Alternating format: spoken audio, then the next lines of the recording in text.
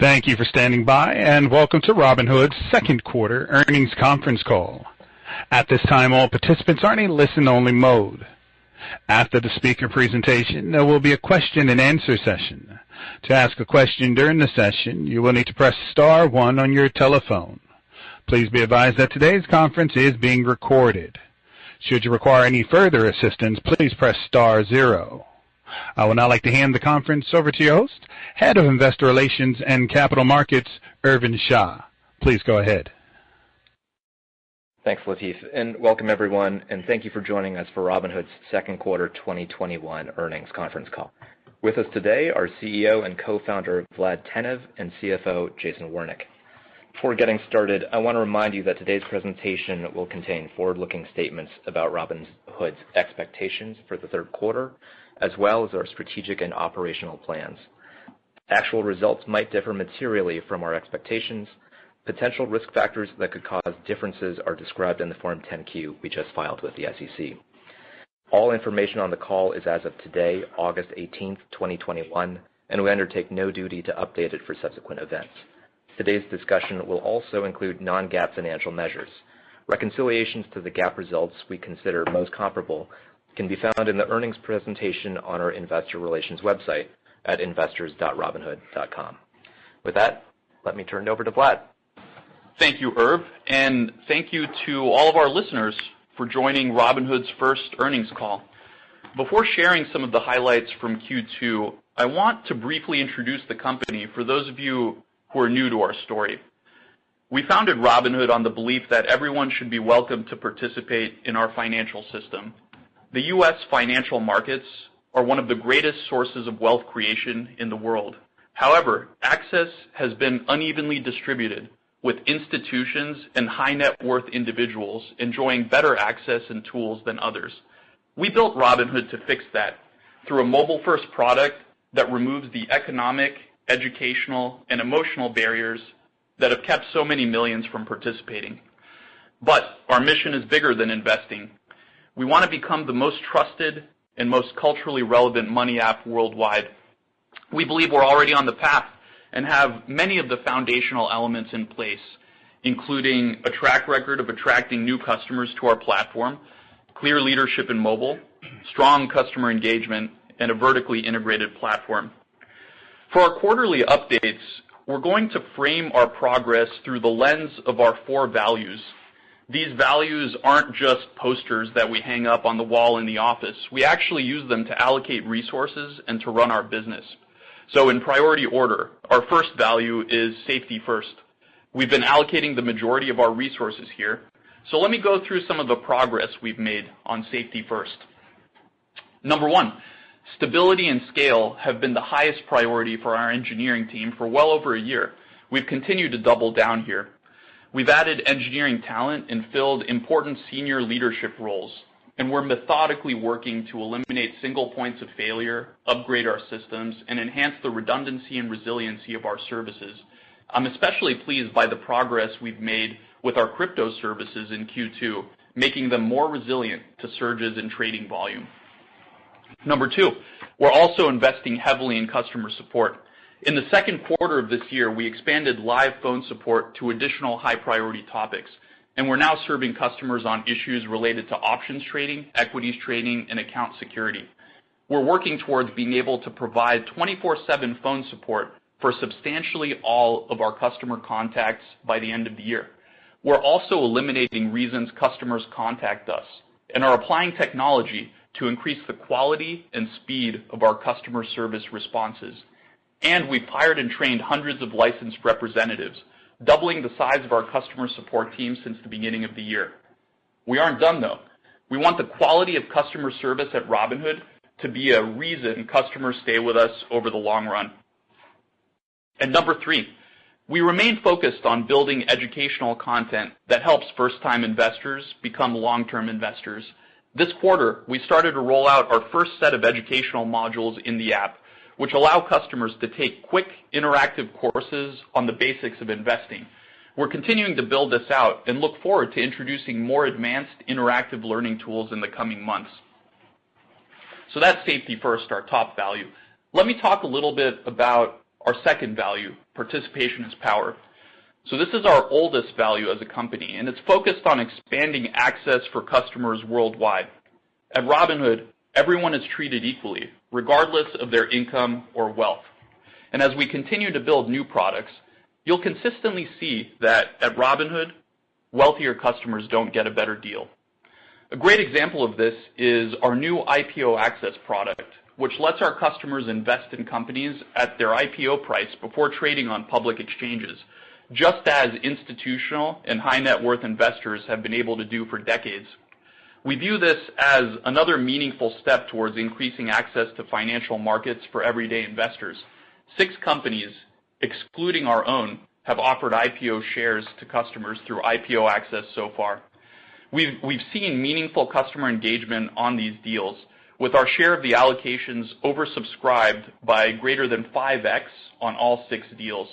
We're pleased to see that about 80 to 85% of the allotted shares to our customers were still held 30 days following the IPO for the 2 deals that priced in Q2. We're optimistic that more and more new issuers will view Robinhood as a way to better align themselves with their retail shareholders. We're also encouraged to see the response from customers to our cash management product, which grew to over 5 million customers at the end of Q2. So that's participation is power. Now for our third value, radical customer focus. So we exist to make our customers happy. We listen to customers, we innovate on their behalf to deliver more products and features that deepen our relationship with them. Our customers are showing a lot of interest in crypto.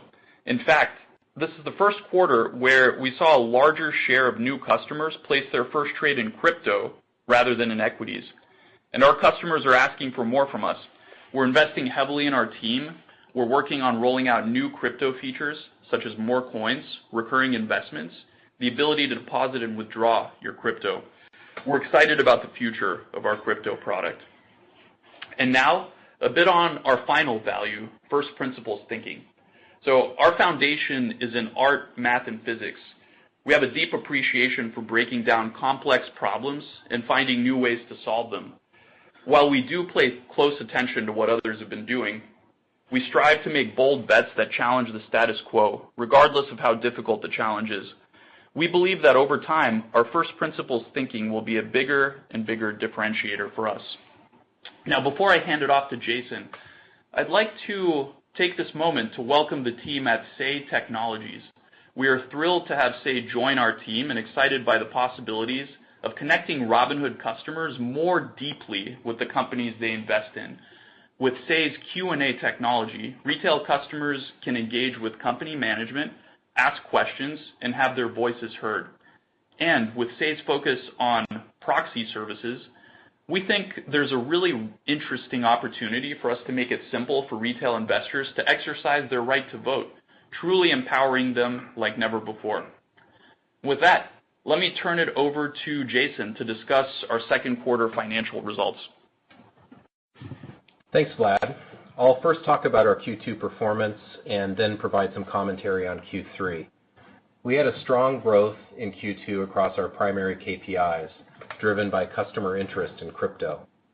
In Q2, net cumulative funded accounts reached 22.5 million, up 130% year over year. Monthly active users reached 21.3 million, growing 109% year over year.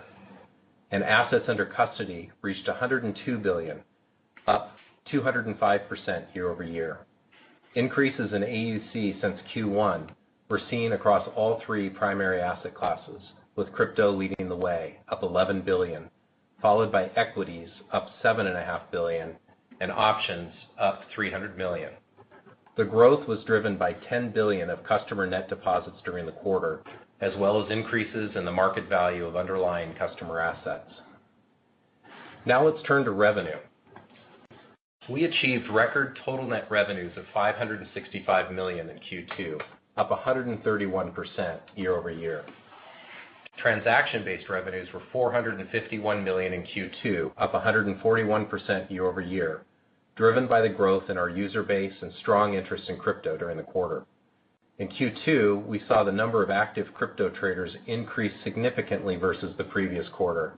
At the same time, we saw a decline in equity activity as our customers' interest rotated from equities to crypto. Crypto revenues increased to $233 million in Q2, up from just $5 million last year.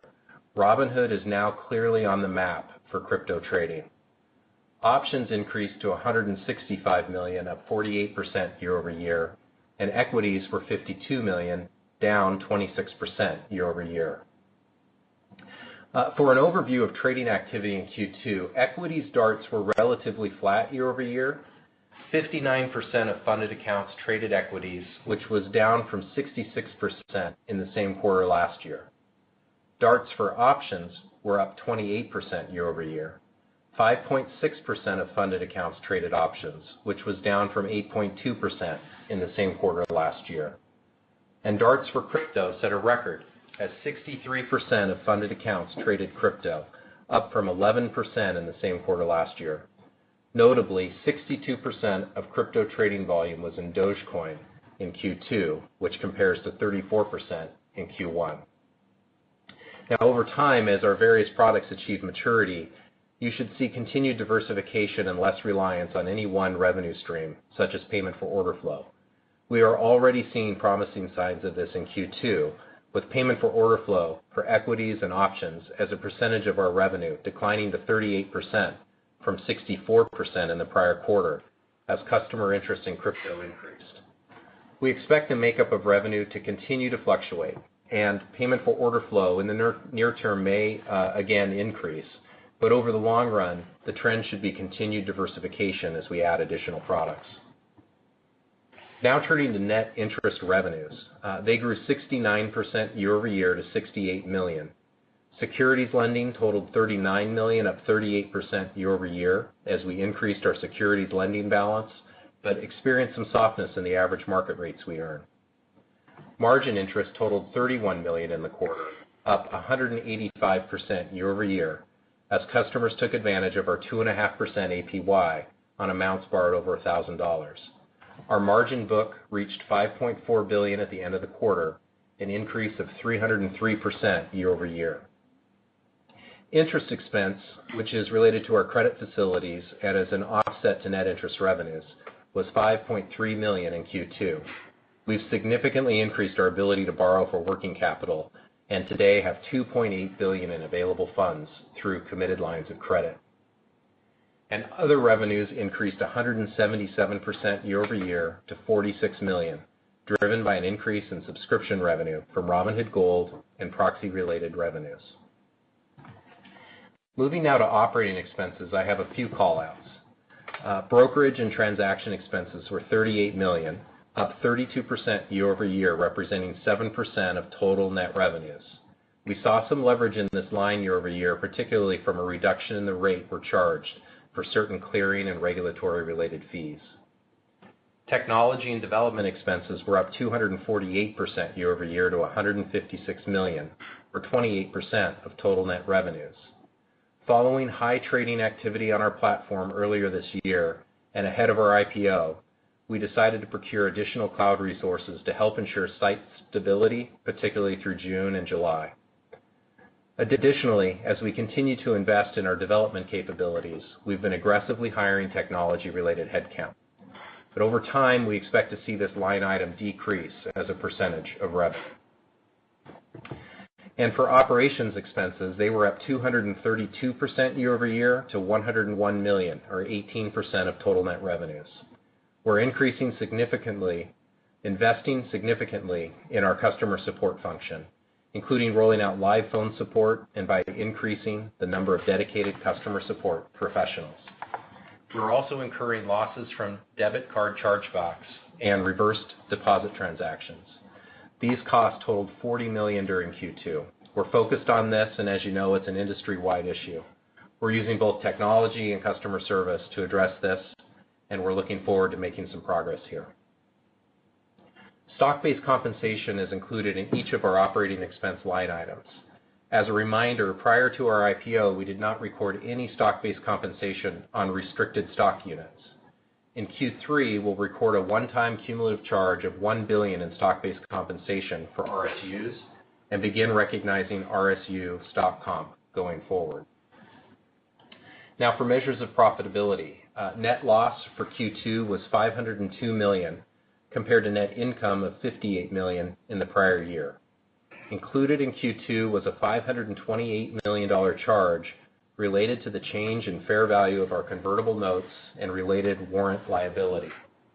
We will record a final charge of approximately $25 million for these notes and warrants in Q3. Adjusted EBITDA was $90 million in the quarter, up from $63 million in the prior year.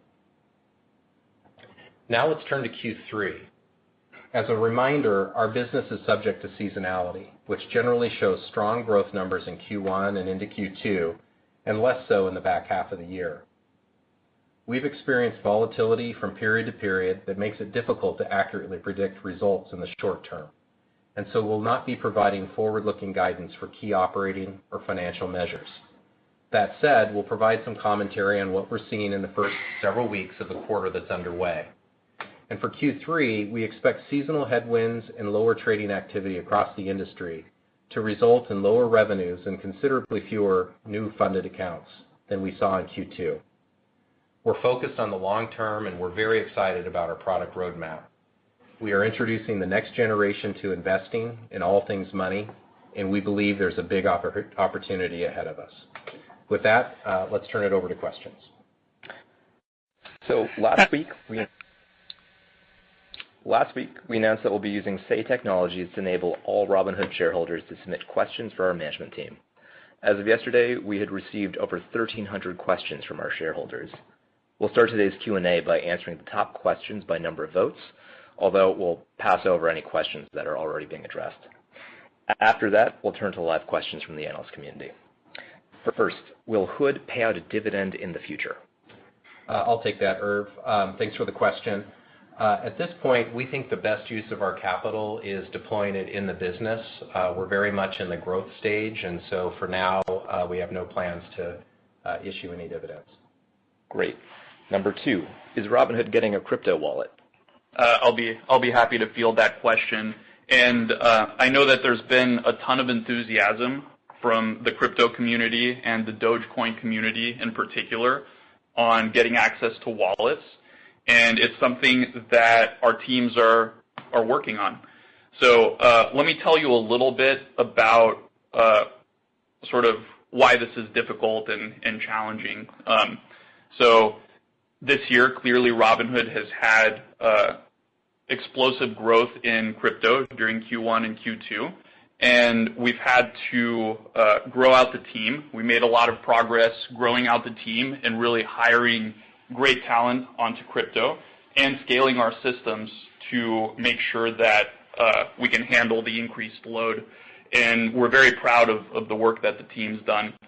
Of course, offering crypto wallets and the ability to deposit and withdraw cryptocurrencies is tricky to do at scale. We want to make sure it's done correctly and properly, and we want to make sure that everything from a security and operations standpoint is as bulletproof as possible, because our top value is safety first, and we hold ourselves to a very high standard for that.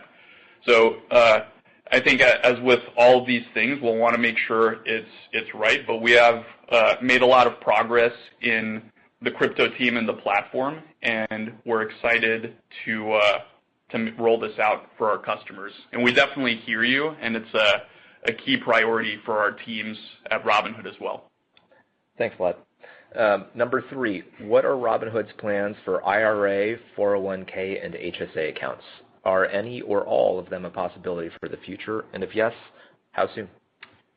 I'd say at the top level, we want Robinhood to be the most trusted, most culturally relevant money app worldwide. For the investing business, the goal is really to take our first-time investors and turn them into long-term investors onto the platform. You've seen that with some of our recent product launches, like recurring investments in DRIP, which are built on top of our fractional shares infrastructure. So we're continuing to invest in the technology, the tools, and the educational content to empower our first-time investors and make them long-term investors. We're also looking at multiple account types. So giving people access to tax advantage accounts like IRAs and Roth IRAs, as well as things like joint accounts and beneficiaries. And we see all of that in the future. And I think what you'll find from us is we're not going to use earnings as a mechanism to announce new products. We don't intend to do that, at least for the foreseeable future. But you're going to see continued product development in this area. We've been really proud of the work that we've done scaling our product and engineering and operations teams. So multiple account types are certainly on our radar. Great. Number 4, are there any plans to launch Robinhood in other countries? If yes, what is the timeline? So we've said from the very beginning that we want Robinhood to be a global company, and we actually think that we have a lot of advantages in going global. I think the value proposition of offering the best customer experience and low costs to our customers resonate perhaps even more strongly overseas than in the U.S., where people by and large have access to reasonable quality financial tools. So we think there's a great global opportunity for us, and it's very mission aligned for us as well. So in the past 18 months or so, as we've dealt with a global pandemic and the strains on our business from having to scale our business dramatically, we have been focused more on the domestic business, the U.S. opportunity over the global opportunity. That said, due to improvements in our infrastructure, our staffing, and our ability to handle the scale that we've seen, we feel well positioned to turn some of our attention to international. So we do anticipate that we'll be able to focus a little bit more.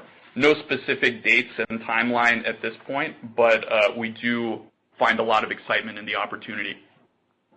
Next question. As initial investors, can we get a Robinhood hat and hoodie jacket? I'll take this one, Vlad. So love the enthusiasm for the brand. I know Robinhood employees get really excited about swag. We'd love to find a way to get that in the hands of our customers. So I can't make a commitment right now, but I will say that we'll go look at this. I think it's a great idea to get our branded merchandise in the hands of our community. I agree. Yeah. Thanks. How do you assure Hood's price is not manipulated on Robinhood? I'll take this one as well. Like all brokerages, we monitor the trading activity on our platform, and when we see any potentially manipulative activity on any stock, we take action. Primarily, that includes sharing that information with regulators so that they can take it from there. So that's our commitment, and we've got a strong team looking at this. What's next for Robinhood? If PFOF or payment for order flow is regulated, what can you do? So what I'd tell you is that payment for order flow is regulated already.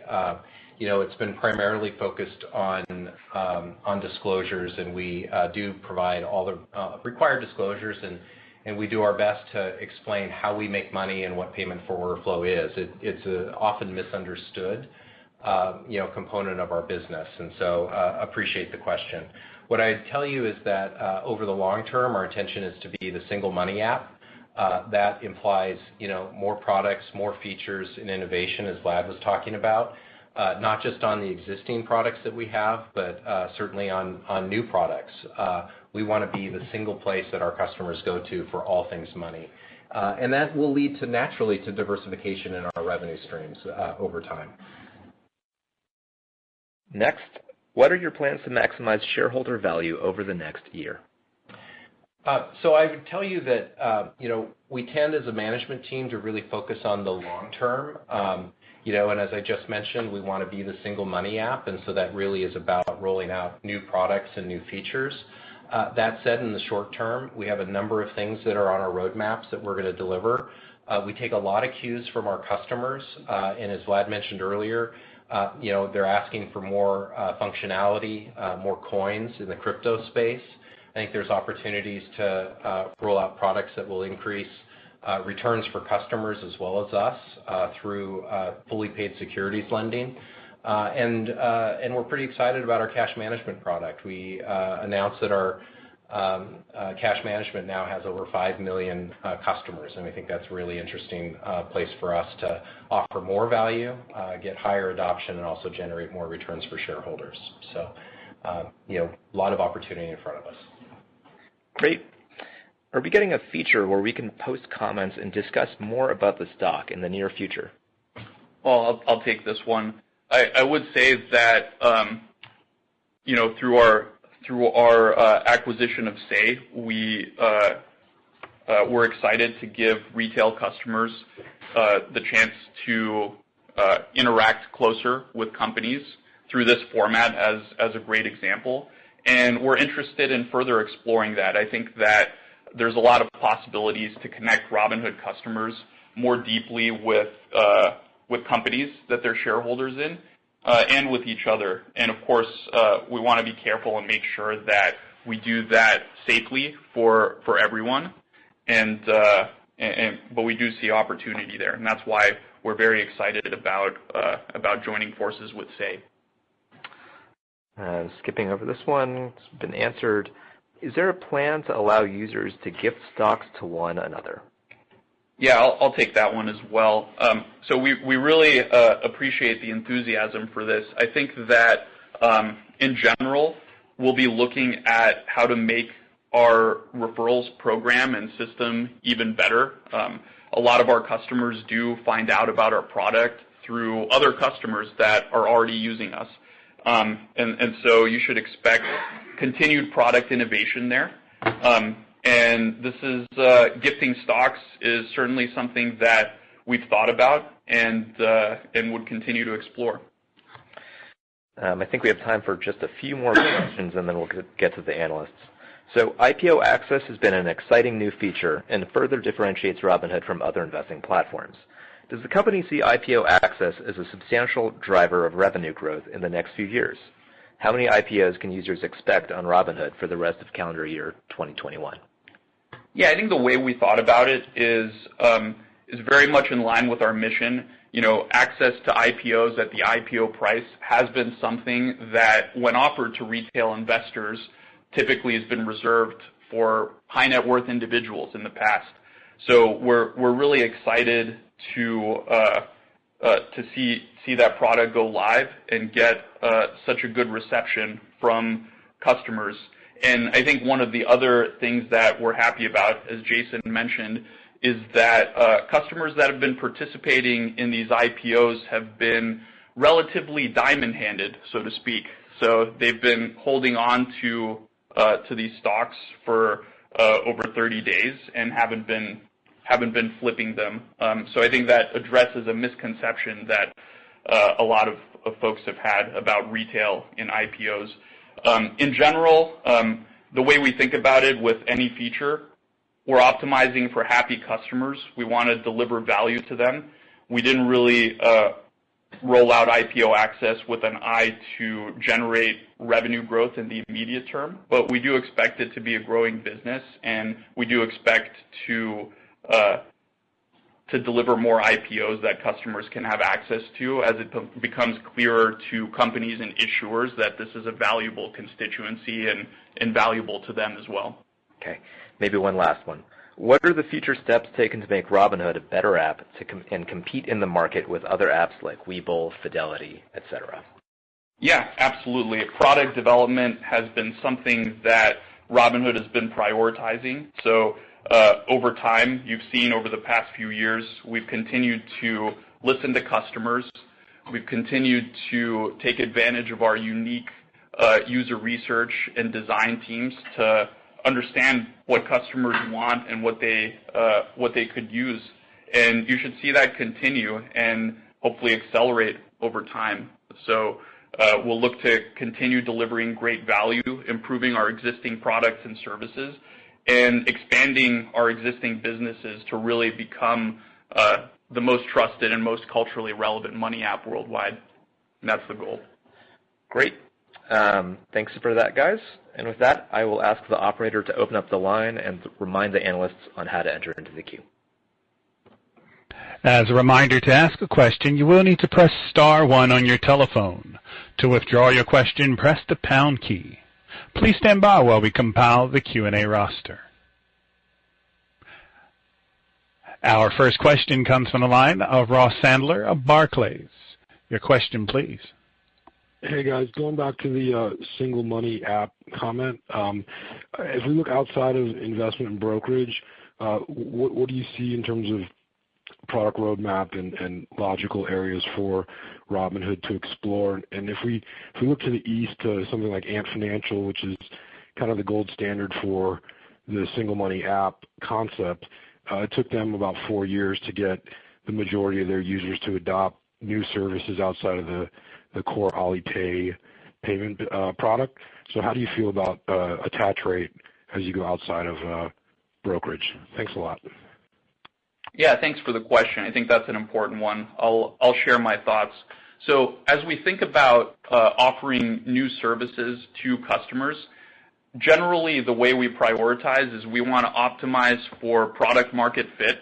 So we don't rely too much on sort of the innate ability to cross-sell within our platform. We task our product teams with making sure that products independently achieve product market fit. And then aside from that, we look for daily habits, so things that customers use and engage with on a daily basis, because we think that if customers trust us with their daily habits, then over time they'll trust us with their sort of lower frequency, higher value transactions as well. So that's why we've started with investing and expanded beyond equities into options, and then with our cryptocurrency business. And that's also why we're interested in spending and paycheck direct deposit. So one of the things that we've talked a little bit about is that our cash management product, which is our debit card and high yield savings, grew to over 5 million customers at the end of Q2.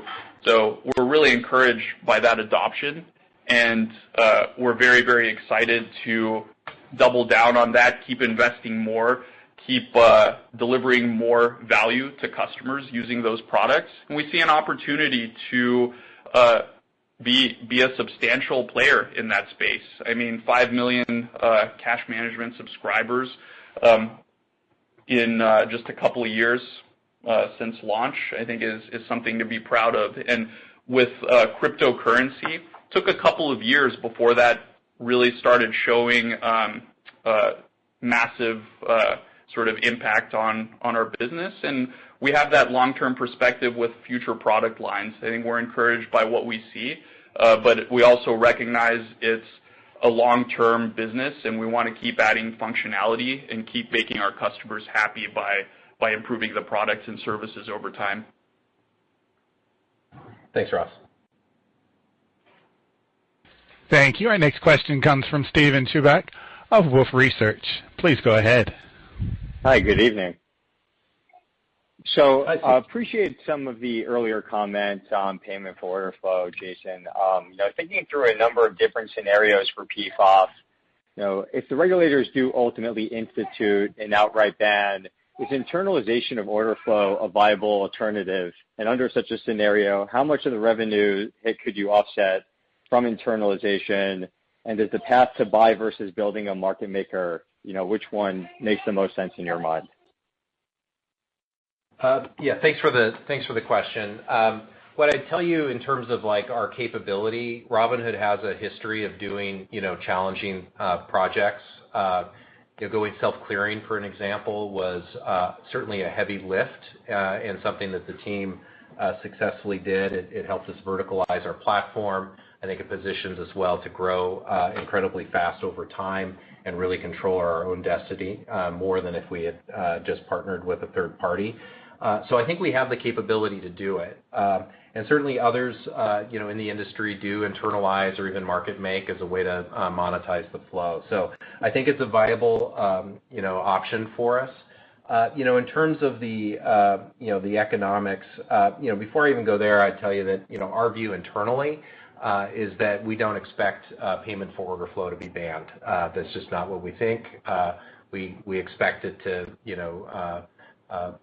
be an active dialogue. I think that the regulators are asking for a study to be done, and we'll definitely engage. What I'd tell you is that with a little bit of context, before Robinhood, small investors were paying commissions on top of payment for order flow, and it kept a lot of people out. And so, never before has investing in this country been cheaper. And I think you can see by the 22.5 million customers that we have that breaking down that barrier of commissions has been just good. And so, we'll be definitely, defending, our customers and making sure that we don't put up barriers that have been taken down and kept people out. In terms of internalization, I probably don't want to go too far in terms of the economics. We have looked at it. We do think because payment for order flow is such a small revenue stream, it's about 2 to 2.5 cents per $100 traded, that it's not a terribly difficult revenue stream for us to replace. Thanks for your question. Oh, sorry, buy versus build. I think I don't want to go too far down on that, but I'd tell you that we've got confidence enough to build it, but buying certainly is an option for us, and we would look at both in that scenario. Great. For my follow-up, I was hoping to just ask on the topic of graduation risk. You're certainly well positioned to capture the growing wealth of the millennial cohort. The ACATS data that you guys have provided does suggest that the average account that's leaving is about 4 times larger than the typical Robinhood account. I was hoping you could maybe unpack the strategy to address graduation risk. As your clients accumulate more wealth, what are the biggest pain points that you feel you really need to address to try to mitigate some of those pressures? Yeah, I can share some thoughts there. Thank you. I'd say at a high level, we're actually really happy with the retention and engagement on our platform. We think we compare very favorably there. I think looking at the ACATS channel in particular, one thing that a lot of people don't realize is that we only have ACATS out live to customers right now. So a lot of customers actually are expressing an interest in consolidating their accounts into Robinhood through ACATS in. And that is something we're listening to, and we're very, very keen to provide. Through our self-clearing conversion, which we did back in 2018, we had to temporarily turn off ACATS in functionality. So a lot of brokers will say, we never lose an ACAT to Robinhood. Well, part of the reason is because we don't actually support ACATS in right now. So ACATS is typically a channel where you will see higher assets than ACH. So I think the sort of observation is more channel specific than customer specific. You do typically see larger account sizes with ACATS, and we do anticipate that this will change when we allow ACATS in to the platform. In terms of the part of your question about graduation risk, what I would tell you is that we fully intend to grow with our customers. You see that in our product roadmap. As we talk about wanting new investors to become long-term investors, that's really going to inspire the products that we roll out and the account features that we roll out, so that we don't see that. And then what I would tell you is when we look at churn, we're not seeing any kind of customer demographic concentrations that would be concerning. That's great. Thank you so much for taking my questions. Yeah, you bet. Thank you. Our next question comes from Josh Beck of KeyBanc. Your question, please. Thank you, team, for taking the question. I wanted to ask a little bit about the new cohort that you brought in 2Q. Jason, I think you had commented a bit, and Vlad as well, about the propensity to invest in crypto, so certainly that was notable. Are there any other maybe compare contrasts that you would do with prior new cohorts that you felt was notable? Yeah, what I would say is, in Q2, certainly a large cohort came in, about 4.5 million net funded accounts in the quarter, which was, near a record. Q1 was slightly higher. So, this was the first time that we've seen more first trades in crypto versus equities. And we love the momentum of our cryptocurrency business with over 60% of our customers overall trading in crypto during the period. What I would tell you on cohorts, it's a bit early to look at the newer cohorts and project out, but when we look at cohorts over time, I think you've heard us say that they tend to start small. They're highly engaged. They grow with us both in terms of the revenue that they generate for us as well as the net deposits that they put on the platform. And so far, there's nothing to suggest that won't continue. Very helpful. And then maybe just a follow-up. What has the channel composition of referral and marketing spend looked like in Q2, and how are you thinking about that for the rest of the year?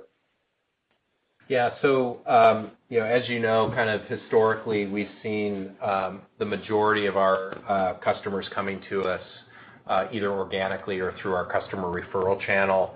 We saw similar rates by channel in Q2. Looking forward, we expect to continue to have a robust customer referral platform. We are investing in more broad-scale brand advertising to get our message out to customers, and so you should expect to see us to continue to invest in those kinds of messaging. But structurally, we've been very efficient in the way that we acquire our customers, and we expect to be diligent going forward as well. Thanks so much. Yeah, thank you. Thank you. Our next question comes from Sean Horgan of Rosenblatt. Your line is open. Hey, thanks for taking my question. First one's on cash management. I wanted to get a sense for your monetization strategy longer term, and more specifically, do you have any aspirations to offer things like interest-earning crypto accounts or crypto rewards to retain users and drive inflows on your platform? Yeah, I can field the second one. So certainly we see a lot of enthusiasm from our crypto community. I think the nearer term kind of foundational feature that we'll be looking to roll out will be wallets or deposit and withdrawal functionality. We've also heard a lot of excitement and enthusiasm for increasing the listings that we have on our platform, so adding more coins. That's something we're looking to. And crypto interest and rewards are something that we're hearing as well. So crypto started off 2021 as a very small team. The team has been growing. It's really become a great center of excellence for engineering and product within the company. We're proud of the work there, and I think we're excited to build for customers. I think there was a question as well that you asked about cash management monetization. Maybe Jason. Yeah, what I would tell you, Sean, is that our intention is to pass a ton of value back to customers who are participating with our debit card and cash management product. We're excited about rewards and incentives, and today we pass along the majority of the interest that we earn to customers. Certainly, it's a low interest rate environment. Becomes interesting, I think, over time as the interest rate environment will fluctuate. But we want our customers to look to Robinhood's debit card as their primary form of payment, and we think that that's a really interesting monetization opportunity for us over time. Great, that's really helpful, guys. Thanks. And then just another follow-up, I guess, on crypto. It's obviously grown very rapidly, and so I want to get a sense for market share trends and the competitive landscape. Vlad, I think you mentioned, listings as being an area of interest for customers. So, whether it's speed to listing, new in-demand assets, or pricing, just want to get a sense for what makes a user choose Robinhood over a different platform.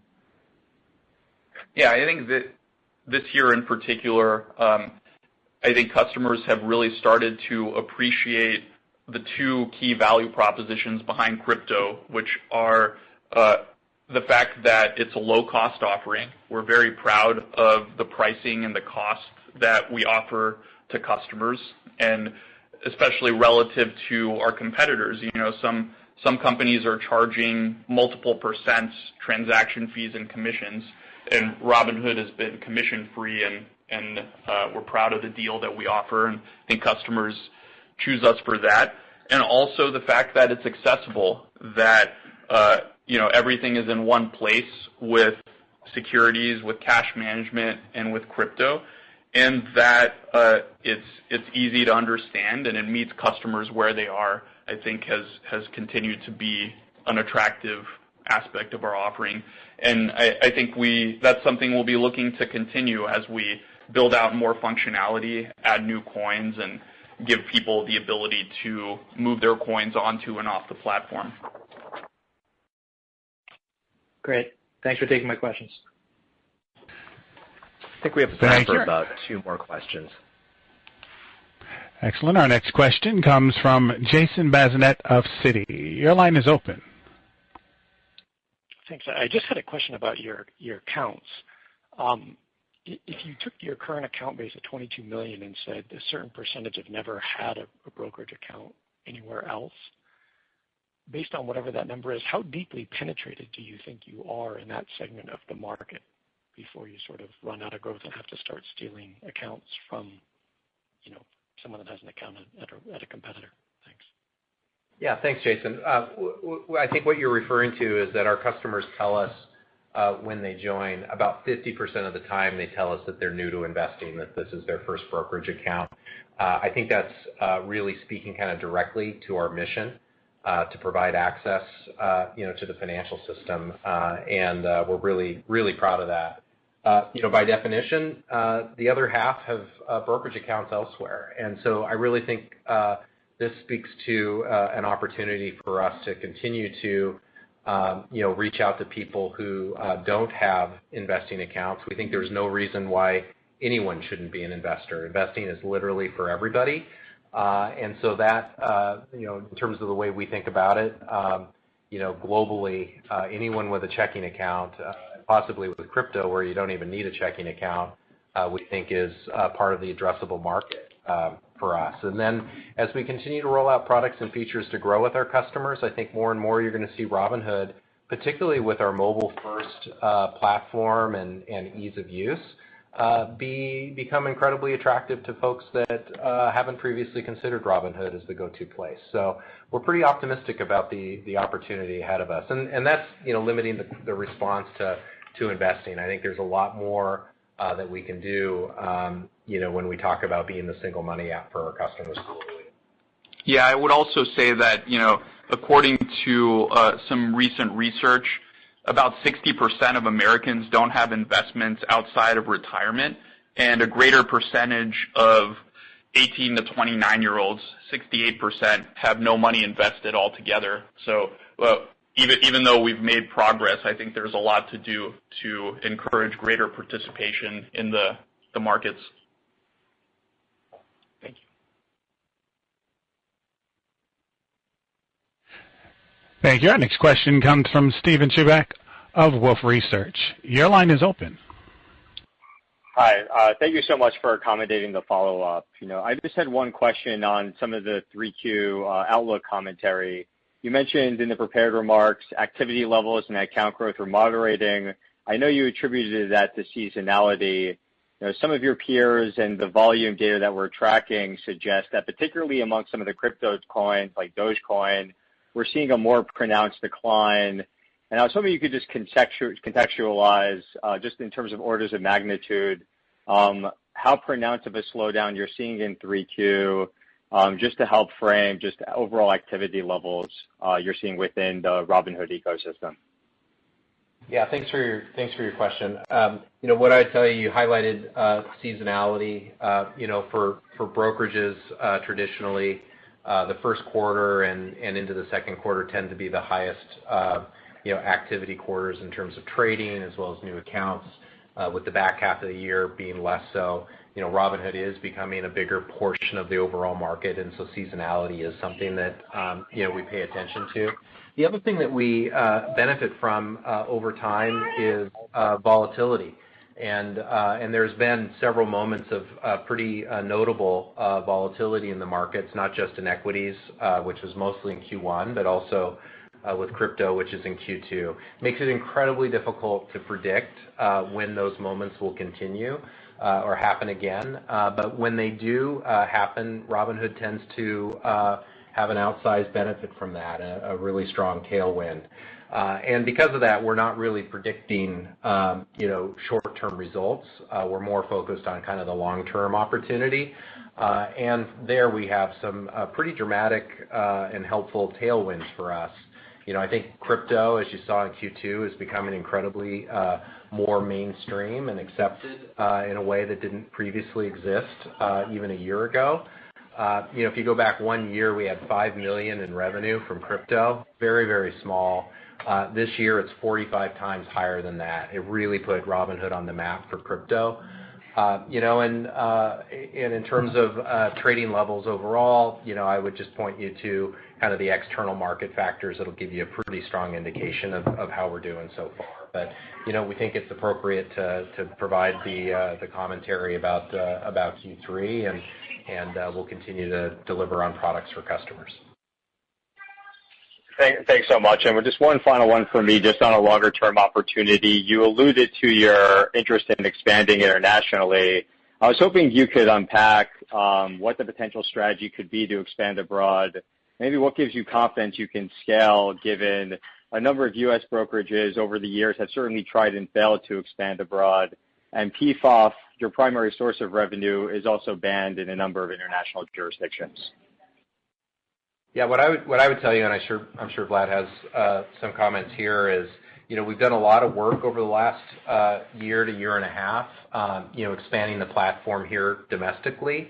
We're in a position to look at each international market, kind of uniquely based on the assets that we have. Today, we've got a very strong crypto business. We certainly have an investing business.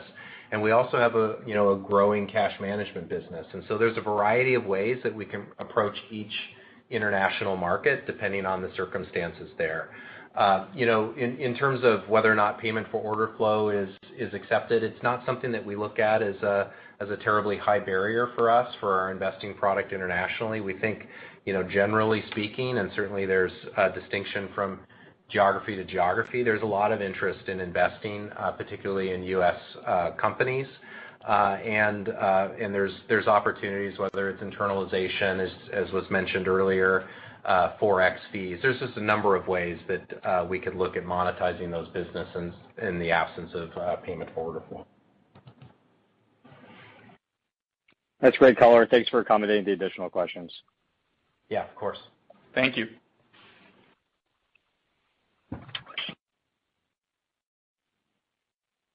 All right. Thank you, everyone, for taking the time for the call today, and we look forward to catching you on the next one. Appreciate the questions. Thank you. Yep, very much. Thank you. This concludes today's conference call. Thank you for participating. You may now disconnect.